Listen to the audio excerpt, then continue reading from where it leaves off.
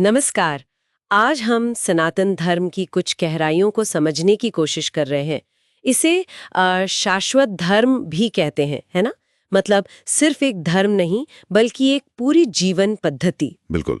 और ये दुनिया की सबसे पुरानी जीवित परंपराओं में से एक है। हाँ, तो आज हमारे पास जो सामग्री है, उसमें कई दिलचस्प पहलू और कहानियां हैं। हम कोशिश करेंगे कि कुछ खास बातें सामने लाएं। हाँ बिल्कुल। आज हम इसके कुछ मूल विचारों को, मतलब जो बुनियादी कॉन्सेप्ट्स हैं, उन्हें समझने का प्रयास करेंगे। जैसे वेद कितने पुराने हैं, उनका ज्ञान कैसा था, और त्रिदेव की जो बात होती है, ब्रह्मा विष्णु महेश, उसके पीछे क्या रहस्य है। अच्छा, तो फिर वेदों से ही शुरू करते हैं। ऋग्वेद, यजुर्वेद, सामवेद, अथर्ववेद, ये तो मतलब दुनिया के सबसे पुराने ग्रंथ माने जाते हैं। हाँ, प्राचीनतम ग्रंथों में से। और दिलचस्प बात यह है कि इन्हें श्रुति कहते हैं। श्रुति। हाँ, श्रुति मतलब सुना हुआ। ऐसा माना जाता है कि ये ज्ञान ऋषियों ने गहरे ध्यान में सीधे अनुभव किया या सुना। ये किसी इंसान की रचना नहीं है, ऐसा मानते हैं। अच्छा, तो ये लिखे कब गए? देखिए, लिखित रूप तो इन्हें करीब 1500 ईसा पूर्व के आसपास मिला। पर जो भाषा है, जो शैली है, उसके आधार पर विद्वान मानते हैं कि इनकी रचना तो 3000 ईसा पूर्व या शायद उससे भी पहले हुई होगी। अरे वाह! मतलब हजारों साल तक ये ज्ञान सिर्फ सुनकर, याद रखकर पीढ़ी दर पीढ़ी चलता रहा। बिल्कुल। मौखिक परंपरा बहुत मजबूत थी। और कमाल की बात यह है कि इतने पुराने ग्रंथों में भी कितना उन्नत ज्ञान मिलता है। हाँ, मैंने भी सुना है।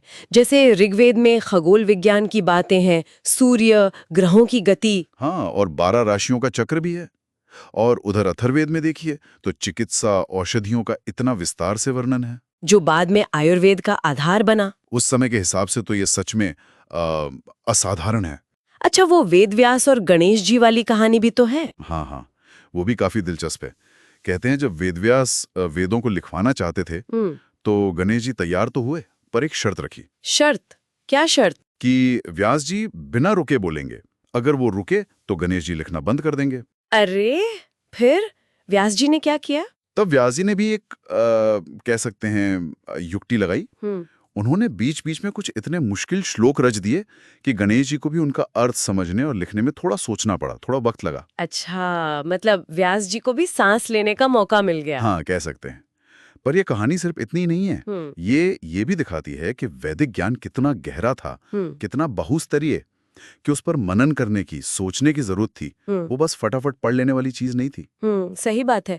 ज्ञान की इतनी परतें और ऐसी ही गहराई शायद हमें त्रिदेव की अवधारणा में भी मिलती है ना? हम्म, ब्रह्मा, विष्णु और महेश, यानी शिव। बिल्कुल। ब्रह्मा सृष्टिकर्ता, विष्णु पालनकर्ता और शिव संहारकर्ता। पर संहार का मतलब अंत नहीं, बल्कि परिवर्तन, एक नए चक्र की शुरुआत। और शिव का तांडव नृत्य। हाँ, वो तो खास तौर पर बहुत रहस्यमयी माना जाता है। हाँ। तांडव को ब्रह्मांड के इसी निरंतर सृजन और विनाश के चक्र का प्रतीक मानते हैं। एक कॉस्मिक डांस कह लीजिए। Cosmic dance. और दिलचस्प बात यह है, आपने शायद सुना हो, स्विट्जरलैंड में सर्न है, जहां फिजिक्स के बड़े बड़े प्रयोग होते हैं। हाँ हाँ, सुना है। लार्ज हेड्रॉन कोलाइडर वही है। बिल्कुल। तो वहां परिसर में नटराज की एक बड़ी मूर्ति स्थापित है। अरे, सन में क्यों? काफी सोचने वाली बात है। कुछ विचारक मानते हैं कि ये सिर्फ सजावट नहीं, बल्कि ये ऊर्जा और पदार्थ के उसी शाश्वत नृत्य का प्रतीक है जिसे आधुनिक कण भौतिकी, पार्टिकल फिजिक्स समझने की कोशिश कर रही है। मतलब जैसे प्राचीन दर्शन और आधुनिक विज्ञान शायद एक ही सच्चाई को अलग अलग तरह से देख रहे हों। ये तो वाकई गजब की बात है।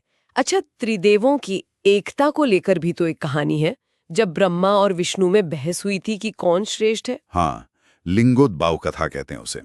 हुआ यूं कि दोनों में जब श्रेष्ठता को लेकर विवाद बढ़ा तो उनके बीच अचानक एक विशाल अंतहीन अग्निस्तंभ प्रकट हुआ, ज्योतिर्लिंग। अग्निस्तंभ।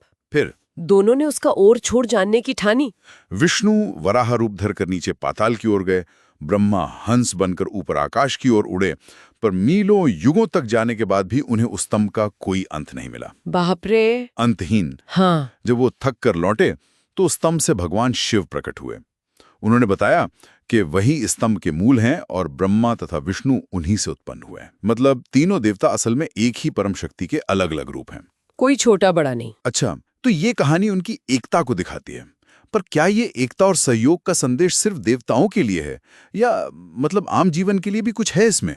नहीं नहीं, बिल्कुल है। त्रिदेव की एकता का सिद्धांत तो एक दार्शनिक बात हुई, पर सहयोग का महत्व समझाने वाली कहानियां भी हैं।